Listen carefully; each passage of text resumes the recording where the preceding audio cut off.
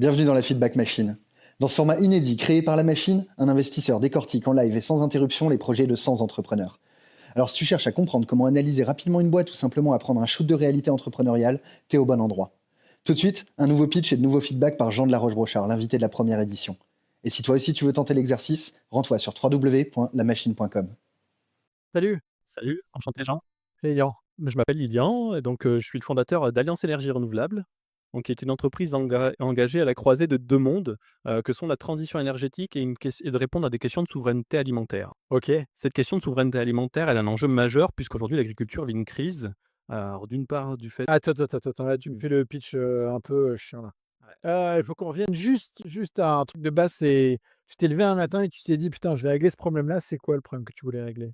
en fait la détresse que vit le monde agricole et la question de Alors notre c'est quoi la souveraineté détresse du monde agricole? aujourd'hui, les agriculteurs ne vivent plus finalement de leur activité, Pourquoi ils vivent plus de leur activité? parce qu'aujourd'hui, les productions agricoles ne sont plus assez rémunératrices et parce qu'aujourd'hui, le changement climatique est en train de changer complètement Alors non. OK, l'agriculture. génial. Alors qu'est-ce que tu veux faire avec ce changement climatique dans l'agriculture? Et beh, ce changement donc dans l'agriculture, il se mène de 2 manières. Donc par l'agrivoltaïsme, qui est une solution technologique finalement qui vient installer, des panneaux photovoltaïques sur des terres agricoles Ouais? et où finalement les panneaux viennent apporter une protection des cultures, un ombrage, pour le bétail, pour les Ouais. céréales. Ça existe depuis quand ça? C'est Alors, beaucoup utilisé? alors c'est en train d'émerger, ça existe depuis, 6-7 ans maintenant, OK. et c'est vraiment en train de se déployer avec des approches innovantes aujourd'hui, qui ont débuté notamment sur des projets, en élevage, où on protège les animaux Bétail, tout ça. exactement des aléas du climat et puis on commence à voir émerger ça en viticulture, en arboriculture pour protéger les plants et les cultures, OK. finalement des aléas du climat. Et donc toi, c'est quoi? Tu t'installes ce type de panneau? J'installe ce type de panneau, mais en allant plus loin, puisqu'aujourd'hui la question qui se pose, c'est l'agrivoltaïsme, est-ce que c'est suffisant pour apporter une sécurité au monde agricole dans un contexte complexe? OK. Et aujourd'hui, nous, on intègre l'agroécologie, qui est une science de l'agronomie dans nos projets. Oui, parce que ça sert à rien d'avoir des panneaux si derrière tu gères mal tes sols, quoi. C'est exactement Bien ça. sûr. Et donc, Alors qu'est-ce que tu fais du coup? l'agroécologie, c'est une science de l'agronomie qui vise à faire un travail de restauration de la qualité agronomique des Ouais. sols, qui vise à réamener de la biodiversité au sein des parcelles agricoles, puisque finalement, on peut, en ramenant des haies, des arbres, installer des prédateurs de certaines nuisibles des cultures. OK. Et c'est aussi gérer la question de la ressource en eau. On a eu tendance à drainer les parcelles. Et tu arrives à le faire simplement? Alors simplement, non, ça reste des infrastructures qui sont assez conséquentes et des projets qui mettent un certain temps à émerger.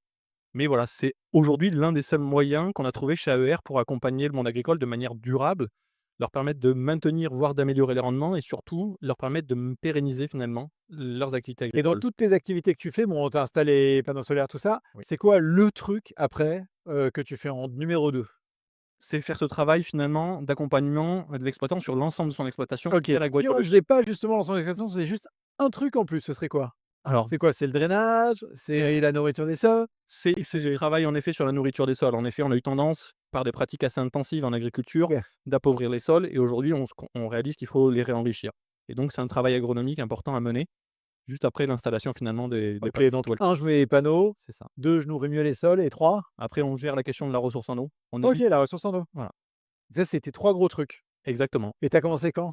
J'ai commencé en fin d'année de 2024 et avec déjà des projets et donc ce qui fait qu'on est dans une bonne dynamique et aujourd'hui en fait, on est en recherche d'investisseurs pour nous permettre de gérer la croissance de l'activité et financer le développement des projets et Ouais. leur construction en vue de les exploiter. Parce que finalement, dans nos activités, les revenus Parce sont que générés qui les paye les projets? le porteur de projet, l'énergéticien, qu'on est chez Allianz Ah, tu es Renouvelable. énergéticien, d'accord. Exactement. Et donc c'est, Attends, j'ai du mal à réconcilier un truc. Tu es énergéticien, mais en même temps, tu vas accompagner l'agriculteur dans nourrir ses sols et gérer, et sa gestion en eau. Comment est-ce que tu arrives à réconcilier les 3? Je vois pas. et ben, en fait, l'agrivoltaïsme est un moyen de générer du revenu via la production d'électricité et la vente des électrons et donc c'est un moyen, Ouais, OK. à travers ça, d'accompagner l'agriculteur. Aujourd'hui, l'agriculteur, comme je l'évoquais, il n'a aucun moyen d'investir dans son exploitation. Et aujourd'hui, on se substitue un petit peu à certaines politiques publiques. Il y a cette démarche pour accompagner le monde agricole dans cette transition-là. C'est un peu technique, dis donc. Alors c'est technique, mais on est Ouais. accompagné par des experts, donc Et du aujourd'hui, coup, tu ça quoi? Tu finances avec de la dette? Tu fais comment? alors je finance avec de la dette, mais le développement prend un certain temps. Donc Ouais. aujourd'hui, on recherche des investisseurs pour nous accompagner, voilà, sur les temps de développement de Je suis projets qui sûr sont que tu assez vas longs, trouver plein de fonds à impact qui vont être hyper intéressés par ça. clairement. Ouais. Voilà, c'est ce qu'on recherche. Est-ce qu'il y a des trucs qui t'empêchent de dormir la nuit? Est-ce que tu as des Bah, quand je vois le climat actuel et en fait, oui, pour la chaleur, si tu as pas la clim, c'est sûr que ça t'empêche de dormir la nuit, ouais. oui, mais je pense surtout au monde agricole. En fait, je suis d'une famille d'agriculteurs, non? ces questions agricoles, je les vis au quotidien et la détresse que vit le monde agricole, je la Tu vis le vois. presque au quotidien. Et donc c'est cette volonté d'agir et c'est aussi constater ce climato-sceptisme, d'une partie de la population française qui m'interpelle et qui Non, m'inquiète. c'est faux ça, tout le monde est pas personne n'est sceptique.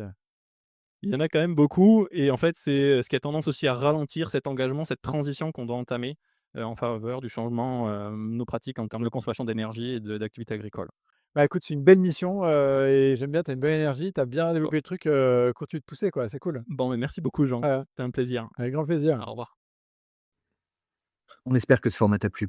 N'hésite pas à liker, partager et surtout à t'abonner au compte de la machine pour ne rien rater de nos prochains contenus.